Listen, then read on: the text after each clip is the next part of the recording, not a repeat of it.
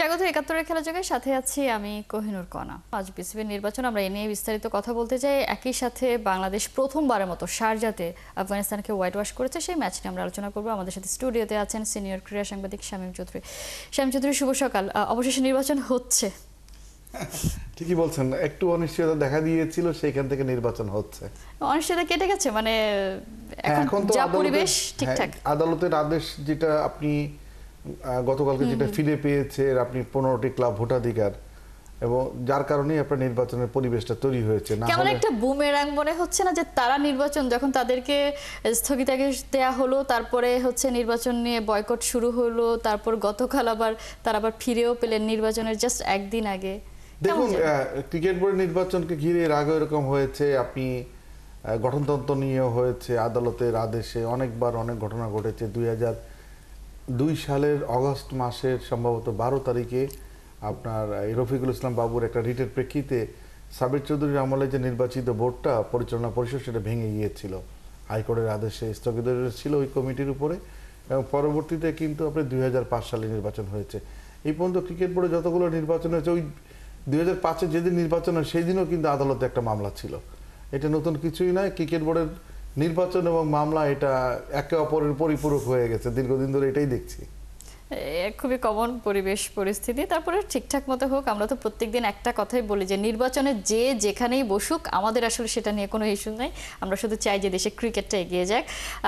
একদিকে যেমন নির্বাচন নিয়ে বেশ আলোচনা সমালোচনা চলছিল, অন্যদিকে বাংলাদেশ কিন্তু তাদের কাজটা করেছে। আফগানিস্তানের বিপক্ষে প্রথমবার শারজাতে তাদেরকে টি-20-তে হোয়াইট ওয়াশ করেছে, র্যাঙ্কিংয়ের 10 নম্বর দলকে হোয়াইট ওয়াশ করেছে। এটা আসলে প্রাপ্তির জায়গা থেকে যদি চিন্তা করা হয়, তাহলে সেটা আসলে কোন জায়গায় আছে? দেখুন, আসলে আমরা আফগানিস্তানের সাথে একটা এই সিরিজ না, আপনি এশিয়া কাপের আগে আমাদের হেড টু হেডে আমরা একটু পিছিয়ে ছিলাম। আমরা 5-7-এ পিছিয়ে ছিলাম, অর্থাৎ আমাদের 5টা জয় ছিল, ওদের 7টা জয় ছিল। খেয়াল করে দেখবেন, টানা আফগানিস্তানের সাথে আমরা 4টি ম্যাচ জিতেছি। আফগানিস্তানকে কিন্তু এখন আর আপনি নিচের কাতারে দল ভাববেন না, বিশেষ করে টি-20-তে। কারণ হচ্ছে তারা কিন্তু সর্বশেষ টি-20 ওয়ার্ল্ড কাপে হচ্ছে সেই ফাইনালিস্ট, সুতরাং তাদেরকে সেভাবে রিড করতে হবে।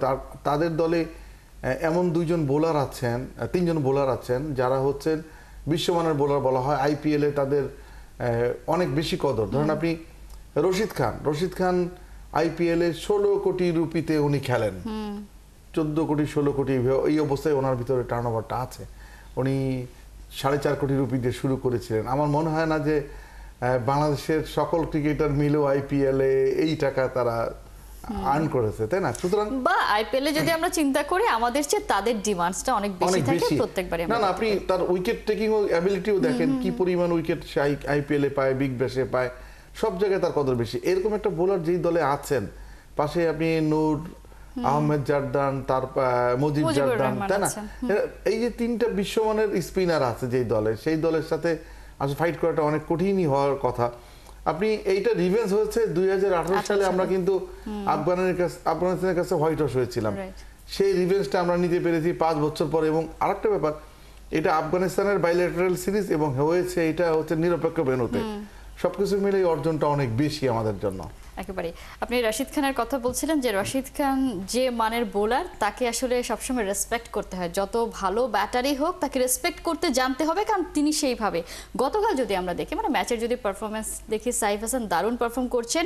এশিয়া কাপ থেকে শুরু হয়েছে এবং তার একটা ওভার, মানে জাস্ট ইমিডিয়েট আগের ওভারে আমরা দেখলাম পরপর 2টো উইকেট পড়ে গেল। যে সাইফ হাসান খুব মেরে খেলছিলেন, সেই তখন যখন রাশিদ খান আসলেন, সেই পুরো ওভারটা ডট দিয়েছেন।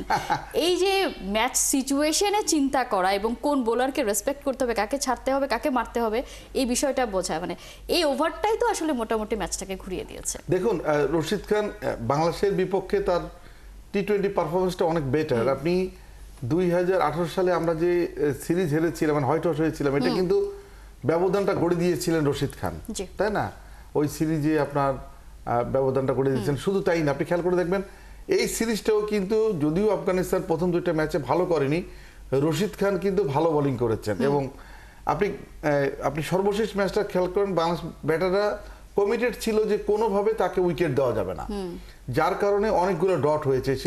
উনি কিন্তু 24টা বলের মধ্যে 17টা ডট দিয়েছেন, এটা বিশাল ব্যাপার। ওই টি-20তে কিন্তু ডট বলটাই কাউন্ট করা বেশি হয়, এবং উনি মাত্র 13 রান দিয়েছেন 4 ওভারে খরচা, যদি উইকেট পাননি। এই জায়গাটা আমরা যদি ক্যালকুলেটিভ ক্রিকেট খেলে ধরে নিয়েছে তাকে মারবো না, অন্যদেরকে মারবো, এবং এটা কিন্তু খুব ভালো ছিল। আপনি একই অবস্থা খেয়াল করে দেখবেন, এই ক্ষেত্রে কি বাংলাদেশের ক্ষেত্রে এমনটা হয়, কিন্তু প্রায় দেখেছি আমরা যে মুস্তাফিজুর রহমানকে মারবো না, উইকেট দিব না, এই পণ করে কিন্তু ডট করা অপোনেন্টরা, এটাও আমরা দেখেছি। সেজন্য সে সবথেকে বেশি ডট দেওয়া বোলার হয়েছে আমরা দেখেছি রিসেন্টলি।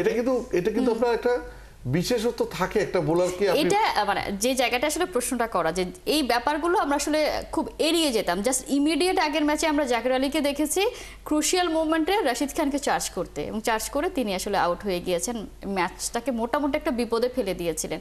কিন্তু সেই কাজটাই সাইফ হাসান খুব ইজিলি করেছেন। এবং ওভারঅল যদি আমি সাইফ হাসানের পারফরমেন্সই আমরা জানতে চাই, যে সাইফ হাসান আসলে কোথাওই ছিলেন না, সেই জায়গা থেকে হঠাৎ করে তিনি দলে আসলেন এবং তিনি দলের বিপদে ওপেনিং অর্ডারেও পারফর্ম করলেন। যে সাইফ হাসানকে এশিয়া কাপে ওপেনিং এ পারফর্ম করানো হলো, তাকে আবার দায়িত্বটা দেওয়া হলো এই দ্বিপাক্ষিক সিরিজে তুমি 3 নম্বরে ব্যাট করবা, এবং সেই দায়িত্বটাও তিনি পালন করলেন। সব মিলিয়ে তার পারফরমেন্স, এবং সে ওয়ানডে দলেও চান্স পেয়েছে। আমি আপনার জ্ঞাতা থেকে বলতে চাই, আপনি এবং 71 টিভির সাইফ হাসানের কিন্তু টি-20 ডেবিউ হয়েছে 2021 সালে। উনি শুরুটা 2টা ম্যাচে খুব ভালো করেননি, 0 এবং 1 রানে সম্ভবত আউট হয়েছেন। ওনার আপনি পারফরমেন্স দেখেন উত্থান পতন। টি-20তে কিন্তু বেশ কয়েকবার উনি 3 বার ব্যাক করেছেন, প্রত্যেকবার হচ্ছে উনি রিটার্ন করেন 2 বছরের পরে। 3টা ধাপে 2 বছর পর পর রিটার্ন করেছেন, মানে একটা প্যাটার্ন ফলো করছেন তিনি। না কিন্তু আসলে কিন্তু উনি ব্যাটার না। আপনি দেখেন যে ডোমেস্টিক ক্রিকেটে উনি প্রচুর রান করেছেন, বিশেষ করে 2019 সালে কিন্তু সর্বোচ্চ রান সংগ্রাহক ব্যাটার উনি, এবং সর্বশেষ মৌসুমেও সর্বোচ্চ রান সংগ্রাহক। তো এখন প্রিমিয়ার ডিভিশনে উনি রানের ছন্দে থাকেন। ওনাকে বলা হচ্ছে যে উনি আসলে টেস্ট ব্যাটারের স্টিকার লাগিয়ে দিয়েছেন। আপনি ওনার রিসেন্ট পারফরমেন্স দেখেন, গ্লোবাল টি-20তে কিন্তু রংপুর রাইডার্সের দুর্দান্ত পারফর্ম করেছেন। যে অবস্থায় রংপুর রাইডার্স ফাইনালে গেছে, ফাইনালেও কিন্তু উনি অনেক চেষ্টা করেছেন, তাই না? আপনি সেই পুরো সিচুয়েশনটা থেকে উনি ধীরে ধীরে আসছেন। একটা কথা হলো কি, যে যেহেতু সিলেক্টর বেসিকটা অনেক ব্যাটার, আপনি খেয়াল করে দেখবেন যে অদ্ভুত ব্যাপার, আমরা টি-20তে এরকম একটা ব্যাটার খুঁজছিলাম যিনি 4 থেকে 6 সহজে মারেন। আপনি ওনার ক্যারিয়ারটা দেখেন, এই আপনার সর্বশেষ 6টা ম্যাচে উনি 14টা 4 মেরেছেন, 24টা ছক্কা মেরেছেন।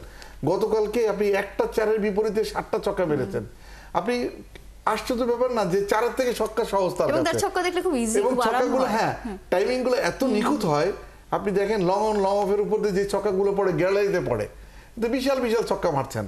এই টুর্নামেন্টে সম্ভবত একটি ছক্কা উনি মেরেছেন 89 মিটার।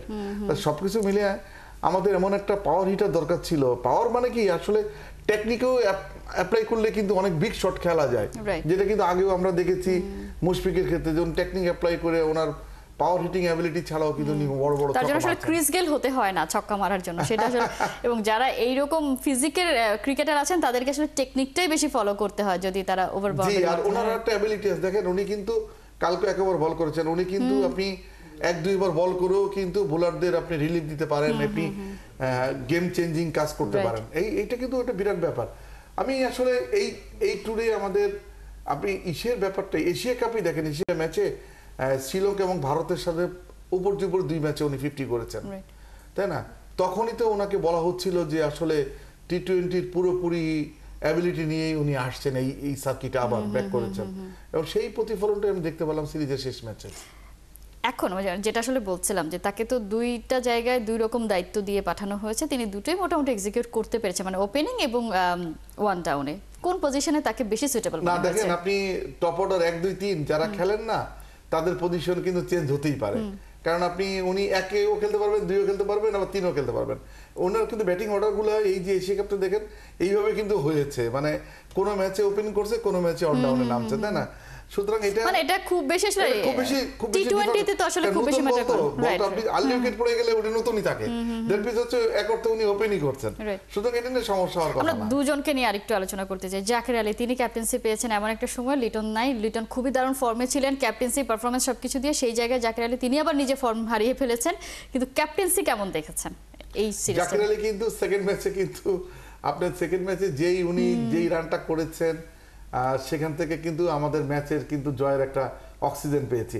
জাকির আলী ক্যাপ্টেন্সিটা ভালো কি হতে বলবো, যে আপনি বোলিং চেঞ্জটা কিন্তু প্রপার হচ্ছে, বোলিং চেঞ্জটা প্রপার হচ্ছে, যার কারণে কিন্তু আমরা কোনো ম্যাচেই কিন্তু আপনি আফগানিস্তানকে কিন্তু আমরা অ্যালাউ করিনি বড় স্কোর করার জন্য। এটাই আমাদের বিরাট পাওনা। আমরা যদিও আপনি প্রথম ম্যাচ দেখেন, প্রথম ম্যাচে আমরা 4 উইকেটে জিতেছি, দ্বিতীয় ম্যাচে 2 উইকেটে জিতেছি, থার্ড ম্যাচে আমরা 6 উইকেটে জিতেছি। প্রতিটা ম্যাচে কিন্তু আমরা অর্থাৎ আমরা পরে চেস করেছি, তাই না? অর্থাৎ তারা আগে আমাদের কপালটা ভালো, টস জিতেছি, ফিল্ডিং জিতেছি, প্রথম ম্যাচে বোলাররা আফগানিস্তান টস জিতেছে। এখন ওইটা কথা না, কথা হলো যে আমরা আফগানিস্তানকে রেস্ট্রিক্ট করতে পারছি খুব রিজনেবল স্কোরে, যেটা হচ্ছে আমরা চেস করতে পারবো। যদি এমন হতো যে আফগানিস্তান 170 ক্রস করে গেছে, তাহলে কিন্তু আমাদের পক্ষে অনেক কঠিন হয়ে যেত। সেই জায়গাটা আমরা কখনো দেইনি। এত কিছুর মধ্যেও কিন্তু আমাদের কিছু কিছু জায়গা খারাপ আছে। যেমন আমি বলবো যে আমাদের শেষ পাওয়ার প্লেটা ভালো হচ্ছে না। আমরা 3টা ম্যাচে যদি আপনি অ্যানালিসিস করেন, দেখবেন যে গতকালকেও দেখেন ওরা শেষ পাওয়ার প্লেতে কিন্তু অনেক মানে যে অপ্রত্যাশিত রান করছে 41 রান, কারণ 98 স্কোর যখন, তখন 8টা উইকেট চলে গেছে। এরপরে সেখান থেকে যে 143 পর্যন্ত টেনে নেওয়া, এটা কিন্তু আপনার যে আমাদের যে লাস্ট ডেথ ওভারের বোলিংটা সেইভাবে হয়নি। এই জায়গাটা গতকালকে যেটা আমি হিসাব করে দেখলাম, মুস্তাফিজের অভাবটা কি, আপনি ঠিকই ধরেছেন, কারণ ডেথ ওভারের বোলিংটা সবসময় দেখি মুস্তাফিজ খুব ভালো করেন। এই জায়গাটা একটা জিনিস আমরা এই সিরিজটা পেয়েছি, সেটা হচ্ছে নাসুম ধারাবাহিকভাবে প্রত্যেকটা ম্যাচে উনি ভালো বল করেছেন। উনি আপনার দেখেন এই সিরিজে সবচেয়ে বেশি ডটের সংখ্যা ওনার, সবচেয়ে মিতব্যয়ী বোলিংটা ওনারই হয়েছে। এটা খুব ভালো লক্ষণ যে আপনি একটা জেনুইন বাহাতি স্পিনার। এবং এর মাঝে কিন্তু উনি কিন্তু আপনার লেট অর্ডারে কিন্তু একটা ম্যাচে উনি যে রানটা করে দিয়েছেন, এটা কিন্তু জয়ের জন্য আমাদের অনেক হেল্প করেছে। এটাও বুঝতে হবে আর কি, যে আমাদের এখন যে টি-20 একটা পরীক্ষা নিরীক্ষার মধ্যে চলছে, সামনে বিশ্বকাপ, তার আগে পরীক্ষা নিরীক্ষা, সেই পরীক্ষা নিরীক্ষার মধ্যে আমরা একটা স্টেবল পজিশনে আস্তে আস্তে যেতে পারবো বলে মনে হচ্ছে। সোহানের ইনক্লুশনটা মানে তার পারফরমেন্স কেমন দেখছেন? শেষ দিকে ফিনিশিং রোলের জন্য যাকে দরকার ছিল তাকে আমরা পেয়েছি কিনা? আরেকটা আলোচনা খুব চলছে যে জাকির আলীর চেয়ে সোহান ভালো উইকেট কিপার ব্যাটার, সেই প্রশ্নে কি বলবেন? দেখুন, এটা আসলে আপনার টিম তো 11 সিলেক্ট করে হচ্ছে ক্যাপ্টেন, আপনার তারপরে টিম ম্যানেজমেন্ট সিলেক্ট করে, তাই না? হয়তো প্রধান নির্বাচকের সাথে কথা বলে নেন। আপনি সোহানের ডোমেস্টিক ক্রিকেটের পজিশন দেখেন, উনি একটা ভালো টিমের, উনি 2টা ফরম্যাটেই মানে 50 ওভার এবং 20 ওভারের ম্যাচে 2টা ফরম্যাটেই উনি একটা বড় টিমের ক্যাপ্টেন। এবং আপনি খুবই আনফরচুনেট যে সোহানের মতো একজন প্লেয়ার থাকা সত্ত্বেও আপনাকে অন্য কাউকে ক্যাপ্টেন্সি দিতে হয়। সোহানের জন্য আসলেই এটা একটু এমব্রাসিং। এই কারণেই যে দেখেন গ্লোবাল টি-20তে এটা কিন্তু বাংলাদেশের বিশাল অর্জন। রংপুর রাইডার্স গতবার গ্লোবাল টি-20তে চ্যাম্পিয়ন হয়েছে। এটা দেশের বাইরে একটা বিশ্বমানের একটা আসর। এখন তো চ্যাম্পিয়ন্স লিগ হয় না, তাহলে এটাকেই বিশ্বমানের আসর বলা হবে। বিশ্বমানের একটা আসরে উনি চ্যাম্পিয়ন করেছেন রংপুর রাইডার্স। এইবারও ওনার নেতৃত্বে দলটা ফাইনালে খেলেছে। এবং সেখানে রোলটা দেখবেন, ওনার যে লেট অর্ডারে ওনার যে বা ওনার ভূমিকা, ব্যাটিং ভূমিকা, প্লাস বাংলাদেশের এই মুহূর্তে সেরা উইকেট কিপার ওনাকেই বলা হয়, লিটনের পর ওনাকে ভাবা হয়। না, লিটন যেহেতু লিটন আসলে বেসিক্যালি হচ্ছে ব্যাটার, কিন্তু পজিশনটা সিকিউর করার জন্য ওনাকে উইকেট কিপিং এর দায়িত্ব পালন করতে হচ্ছে। রিফ্লেক্স যদি আমরা দেখি, জাকিরের বেলায় সবথেকে বেশি যেটা কথা হয় যে তিনি আসলে রিফ্লেকশনে তার একটু সমস্যা আছে। একটা দলে যদি 3টা উইকেট কিপার থাকে, আপনি কাকে উইকেট কিপিং দিবেন, এটা হলো বিরাট ব্যাপার। এই জায়গাটা সিদ্ধান্ত আসা দরকার।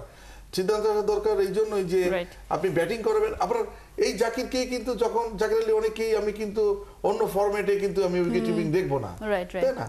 সুতরাং এই বিষয়টা ভাবা দরকার। আমি একেবারে এটা একটা মধুর যন্ত্রণাও বটে যায়, কারণ আমরা তো সবসময় ব্যাকআপের প্ল্যানের কথা বলি যে ব্যাকআপ কোনো অপশন বাংলাদেশে সেইভাবে নেই, সেজন্য অফ ফর্মে যারা থাকে তারাও টিমে ঢুকে পড়ে। এই জায়গায় একটা দারুণ ব্যাপার, একই পজিশনের 3 জন আছে, মানে চুজ করার জন্য একটা সিদ্ধান্তহীনতায় ভুগতে হয়। কিন্তু যেটা আসলে আমরা বলছিলাম যে টি-20 বিশ্বকাপের জন্য বাংলাদেশের প্রস্তুতি অলরেডি শুরু হয়ে গেছে, সেটা দারুণভাবে শুরু হয়েছে, সেটা সেভাবেই চলমান থাকুক, সেই প্রত্যাশাই রাখতে চাই। আজকে নির্বাচন, সেই নির্বাচনও সুষ্ঠুভাবে হোক, সব কিছু মিলিয়ে আপনাকে অসংখ্য ধন্যবাদ এতক্ষণ যুক্ত থাকার জন্য। ধন্যবাদ। 71 টিভিকেও।